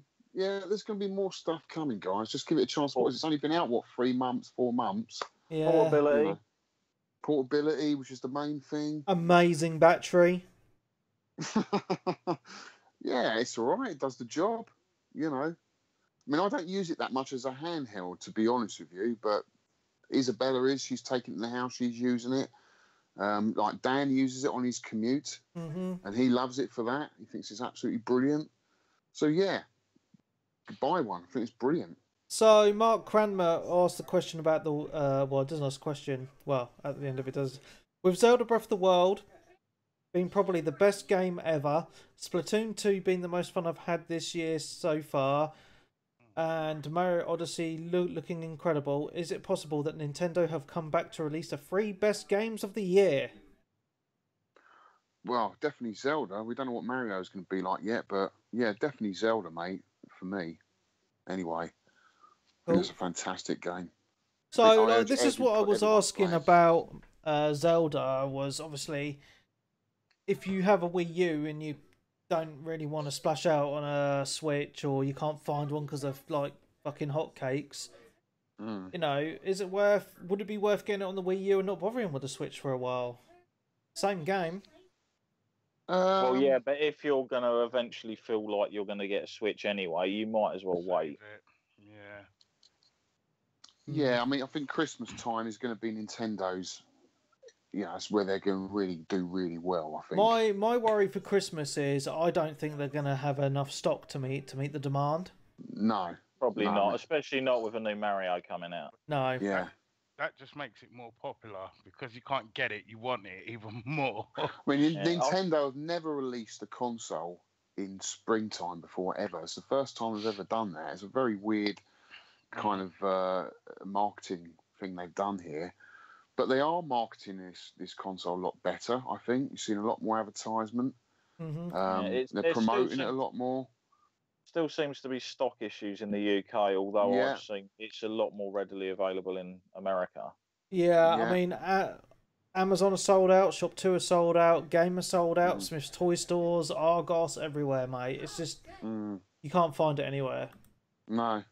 Maybe they've brought it out in the spring before the holiday season, like Christmas time. So then they do a bunch now, and then closer to when Christmas time, won't be so much demand for them that they can't fulfill. Yeah, we still haven't had. we still haven't had the update for the virtual console stuff or whatever they're going to bring out. They're going to do something there as well. You know, all the old games. All right, yeah, because that was very popular on the Wii U. Yeah. So there's still a lot to come. I think, you know, Nintendo have still got a lot to put out before Christmas. Yeah. But yeah, new Metroid as well. New Metroid game. Come on. You know. What else do you want? Quickly going back to the Monster Hunter thing. Obviously, in Japan recently, they've had Monster Hunter XX on the 3DS. Mm-hmm. And there's also a Switch version coming out in August in Japan. Mm. Now, Capcom US have absolutely been quite as shit about this Monster Hunter for the first time in ages. Like they've gone so quiet to the fact of a lot of people are like they're trying to push Monster Hunter World more, and they don't want to start talking about the other Monster Hunter because it'll confuse people because they think we're all fucking idiots. I think.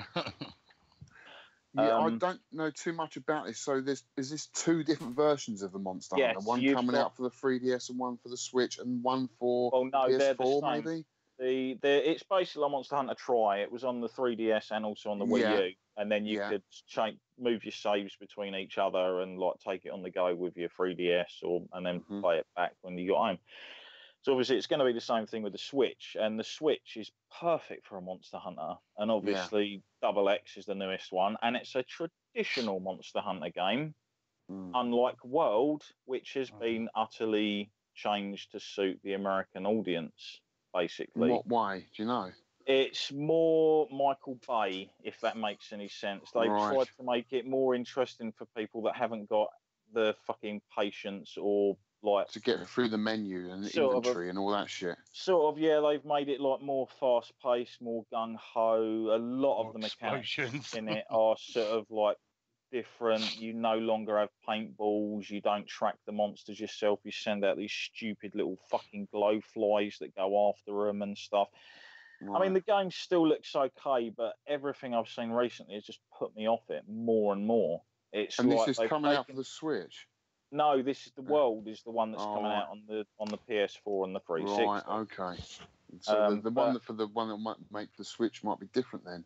Oh, the one for the Switch is basically the traditional Monster Hunter, how it's always been. And this is my worry: is they're trying too much to push World, and they're not talking about Double X, which is far more interesting to me now. Yeah, I know the World. They're trying to fucking change the actual fundamental game to try and suit a larger audience, and I've never really been a fan on that because you've got a lot of people who are into those games that have been waiting years for this, and then they go out and fucking change loads of shit, and this isn't the game we wanted.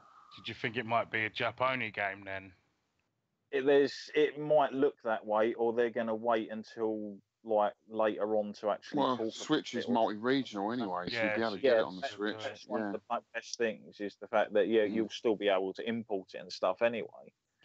But then they run the risk of like what some of the lower tier publishers for old consoles like the 360 and PS3 did, where they take so freaking long to release an obscure Japanese title that they don't ever bother because they know, well, if anyone wanted it, they've probably gone and imported it by now. But that's bringing it out because the player base we had for this have all got the fucking import because they don't wait like 8 months to a year to actually play it, and that's if it actually comes out.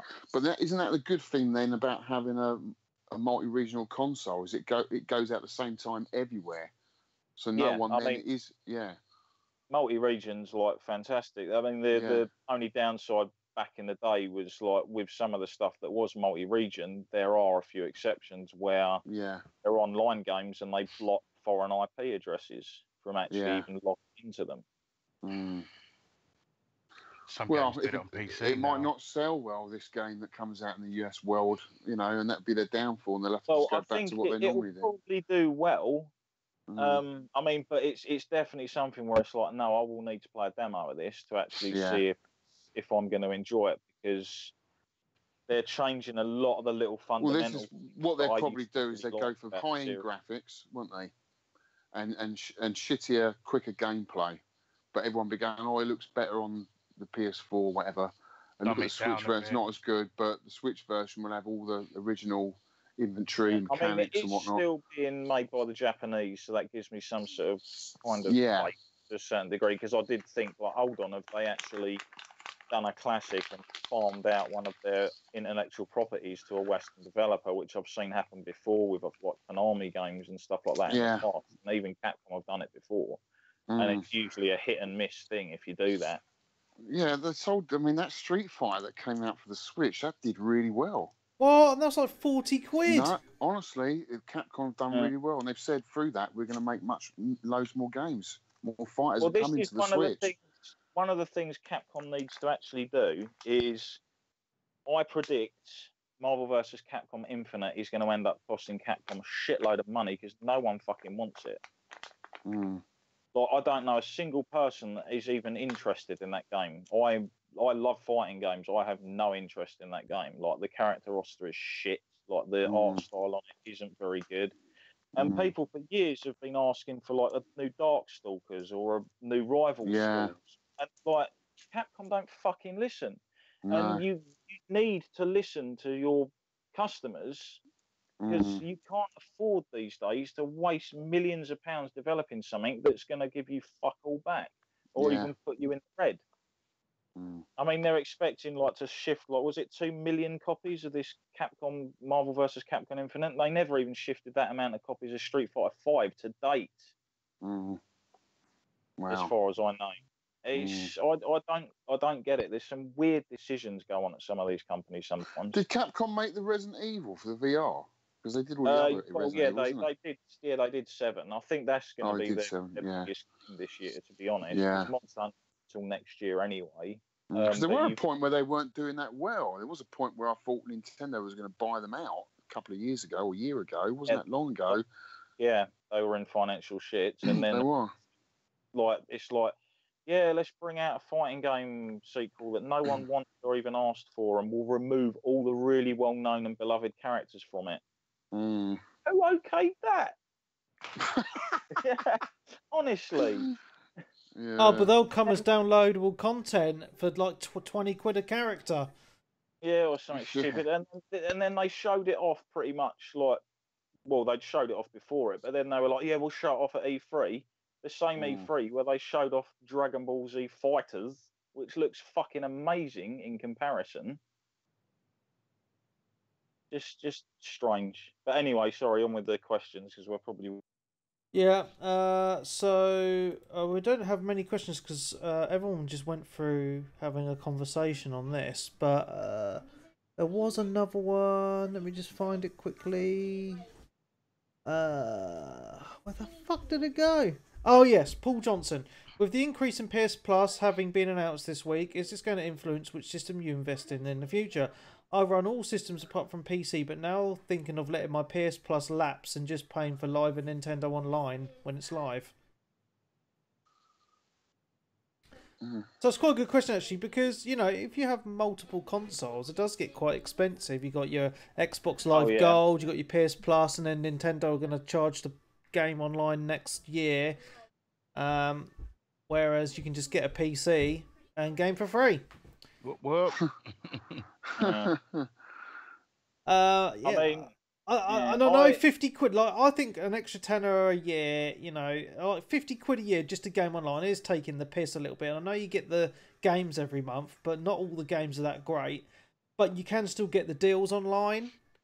But it just means those deals online, I predict, will be they'll still be more expensive than what we're used to paying. Yeah, I mean, I think I've downloaded 2 games off PS Plus since I've had it on the PS4. Wow. Because I'm just not interested in any indie stuff, to be honest. It's not why I bought a console, to play older games and stuff. Fair enough, they might play great, but they're just not for me. Yeah. And like games, I don't do digital. I'd much rather have a physical copy. So like that never really imported me. And one of the things that like PlayStation sort of slightly have above Sony, Xbox in this regard, you can still party chat on PlayStation without needing PS Plus. Whereas on Xbox, you need gold to party chat. You can't You can private chat off like without having gold, but you can't party chat. So literally, I have it for the odd online game I play, and that's really it. I mean, I could easily survive without having PS Plus, to be honest. The only downside is I'd lose, like, obviously the play to license for like the 1 or 2 PS Plus games I have, like Everybody's Gone to the Rapture and like the original Outlast, which I have on physical now anyway, so that's not really too much of an issue. Yeah. But yeah, it seems strange and a bit pointless. But I will say, if you're worried about it, go out now and buy one of the cards while they're still cheaper. Yeah, grab them up. A few guys in the community, I think Stunty said it, that they've got a feeling that they're going to implement PS Now in with it. Is that, yeah, the PS Now. They've shot that down, apparently. Shouldn't, but oh really? That should be shot down already. That. Well, yeah, one of the things it was shot down on Twitter. Is. Yeah, I mean that's like what a game streaming service for old games anyway, isn't it? So that's way too much money. I mean, if you look at Origin Access, which is EA Access, what's that like? £20 a year. £20 a year, and oh yeah, that's Titanfall 2's coming to that next month, I think, as well, which is a fairly new game. So like £20 a year, I think PS Now wants Battlefield 1 as well a month. will be there soon. Yeah. Yeah, so you just wouldn't bother, would you? When you. I mean, the only way Sony can actually sort of semi-bounce back from like this slight price increase is start giving people better fucking games on your service, because when they announced like the PS Plus thing back in the PS3 days, they had some amazing games on that, like Dragon's Dogma, bloody like BioShock, and like they had a massive, good, big library of quality games. Like you pretty much get 1 or 2 quality games every month. Whereas like recently you haven't, and I don't know whether that's the fact that there aren't that many sort of titles obviously out because the console's only been out for sort of like 4 years or nigh on 4 years. But hopefully they'll end up whacking in sort of like stuff like Knack. Why haven't we had Knack on PS Plus? You're trying to push a sequel at some point. Give us fucking Knack for free. Give away Killzone for free. Like the exclusives. None of these like fucking always some pixel game again that you can play on 3 different platforms and stuff like that. And it's like, yeah, that's fine if you like that sort of stuff, but there's a lot of people that are going to look at it from the outside and go, what the fuck is this? Like, why am I paying 50 quid or 40 quid a year to play stuff like that, to be honest? I mean, they've done all right the last couple of months. You've had, like, Killing Floor. Like, this month, I think it's, like, Just Cause 3. So they're starting to get better games. I mean, when they initially brought Plus out on the PS3, that console generation went on for years. Yeah. So they had a massive catalogue of stuff to get through. And obviously, at the start of the PS4's life, you couldn't be giving away a lot of really good games because the bloody thing had only just really come out. Well, I just hope they do something with the online Nintendo service. They said in the beginning, didn't they, that you'd have 3 games to play for a month and then would take them away from you. I think they've done away with that now, haven't they? Yeah, I have no idea what they're doing. I mean, why not just give away a couple of like the old classics? Well, the thing is, we've paid for them so many times. You know, you pay for them on a DS, you pay for them on the Wii, we've got to pay for them all over again. They should all be linked, the accounts. You shouldn't have to keep paying for them. Yeah. You know, I've got so many retro games and all these different consoles, you just end up paying for them over and over again. Should be all linked to an account like the Xbox is. I'm sure once you pay for that game on the 360, you take it with you, don't you, on the Xbox One? Well, yeah, you just over, didn't they? You just go into your download library and it's automatically in there. Well, if you want to download it. They've got to sort that out. I think once they've sorted that out, and they've got to, it would be really cool. Cool. Well, that's all the questions, guys. So I think we're just about to hit the 2-hour mark. So I think we're going to end it here. Plug the Discord up, Webby. Just try and get Discord busy. So it's hard to shout out the Discord because you need an invite. So you can't see the link. I'll put it in the description. Can't So people just ask to be let in and stuff? no, so there's a link. So in last week's podcast, in the show notes of the actual podcast, I put a link to it. I will do it again this week. I'll do it every week from now on. But yeah, if you're listening to the podcast, just in the notes, in the description part, there'll be a link to the Discord. Just type that in and you'll be in and we can chat. It seems to be the place where we're sorting out all our games at the moment. And it's just a chat room. Well, we've got multiple chat rooms in there for various different things, different consoles, and there's voice channels as well where we all chat while we're gaming. It just seems to work really, really well. So check that out. You can find us on Twitter. That's at Mojo_INT. Facebook.com/groups/Mojo Interactive.